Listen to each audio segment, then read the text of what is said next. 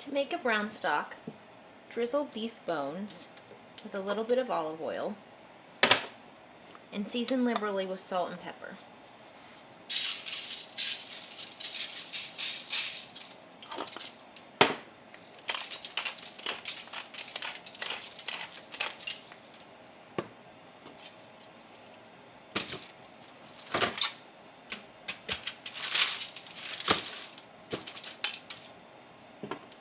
Repeat on the other side.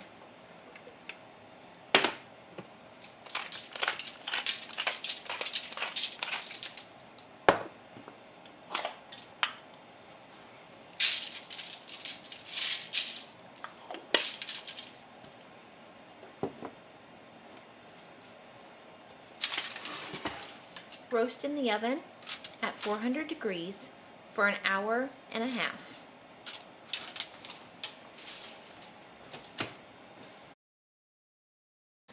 Hey guys, I have my beef bones. They have been roasting in the oven. Roasted them for about an hour and a half to 2 hours.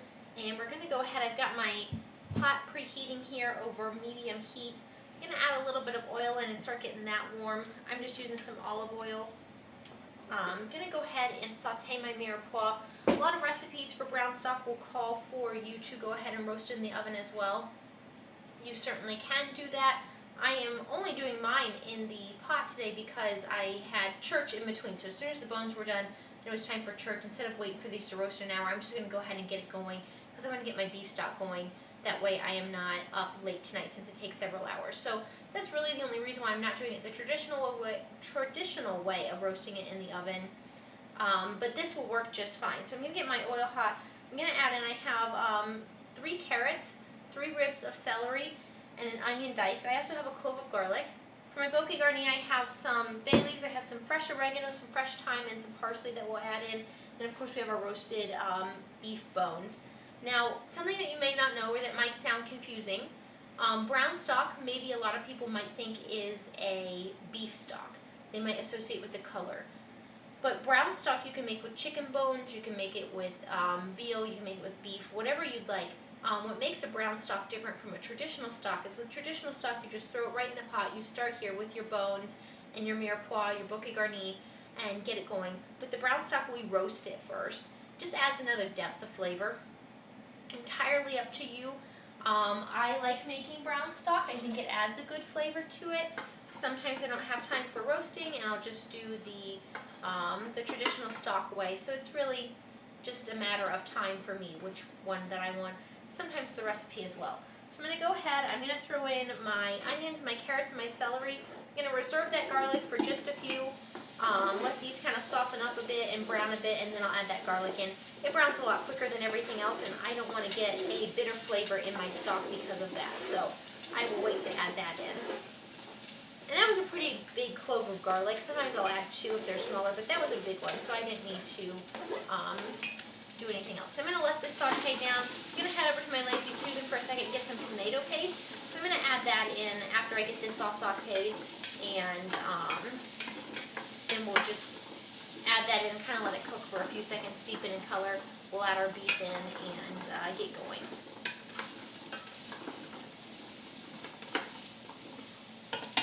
You can add a little bit of salt and pepper to this. The salt's going to help bring out some of the moisture in the vegetables and your mirepoix.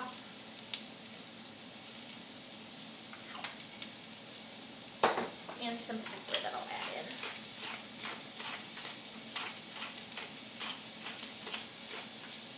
Perfect.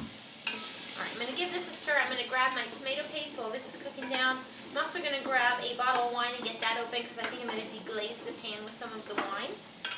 And then I'm going to get my bouquet garni tied together. When we come back, we'll add in the garlic and get our beef bones in and start building this stock and getting it ready to roast.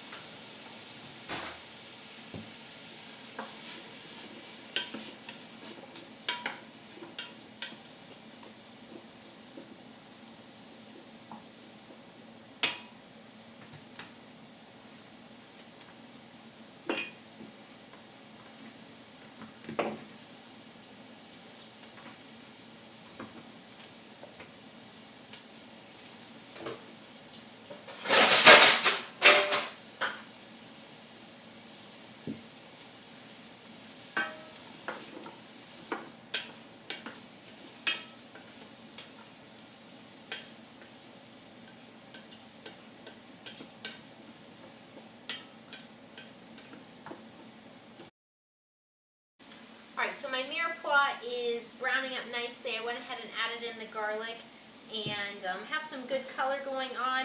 Still cooking away, and I'm going to go ahead and add in my tomato paste. This is just going to help deepen the flavor and give it a nice rich color. Just going to swirl that around, let it kind of deepen in color a little bit.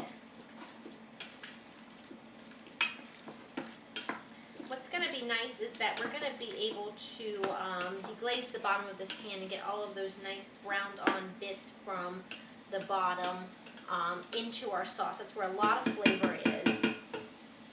So you can see here I have the tomato sauce incorporated into our pan. I'm going to go ahead and let that cook for a few minutes, let it deepen in color, and then we will deglaze this and get all of those, they're called brown bits, but the technical term for them is souks.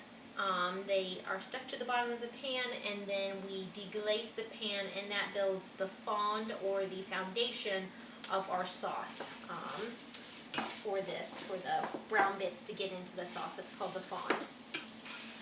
So I've got a nice deep color going on here. I'm going to go ahead. I've got a bottle of red wine. I recommend using one that you like, that you enjoy drinking, because if you don't enjoy drinking it, you're not going to enjoy it in your food. It's not going to taste any better. Don't try and get a bottle of wine and then mask the flavor with the food. It's not going to work. If you don't like wine, if you don't like red wine, I like to use red wine for beef. If you don't like red wine, then you can use some beef stock, or you can use just water or any other liquid that you please. So mine just kind of depends on what I have on hand. Alright, so we have this lovely, gorgeous, deep color going on in our pan. This is looking beautiful. I'm going to go ahead and get our beef bones nestled in here on the bottom.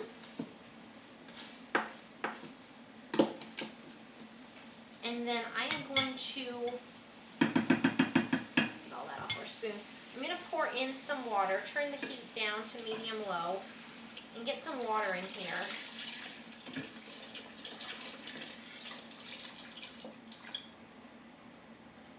I just want to be able to cover the bones.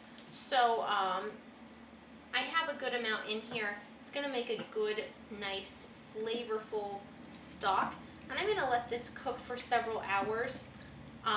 Whenever it's done, you can't really overcook the stock. It's just, just keep an eye on and make sure that you have enough liquid in there. I need to add a little bit more. That one bone is sticking out a little bit, the larger one. So I'm going to add a little bit more water in here. But we are good to go. I'll probably let this go for at least 6 hours. I like to get as much flavor from those bones, let that marrow just kind of melt down and fuse into the liquid. It's going to make for a really nice gelatinous stock. And that is the #1 reason why I like to make it at home versus store-bought. Store-bought just does not give you that gelatinous texture.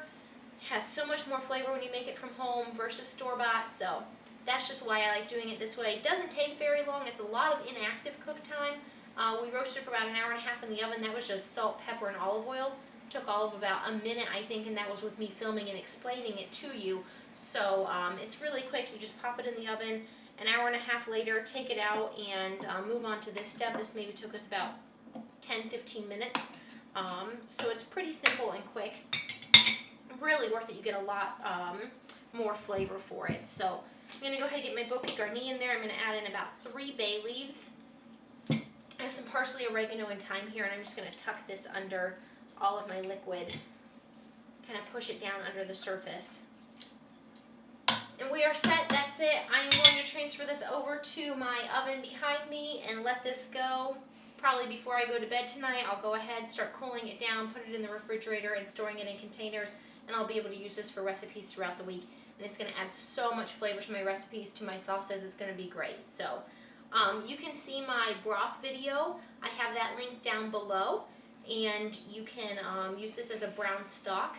You can also do this with chicken bones, entirely up to you. I'm just making beef stroganoff later in the week. Once I have that video done and uploaded, I'll also include a link to that as well, so that way you have things that can you can use your stock for. So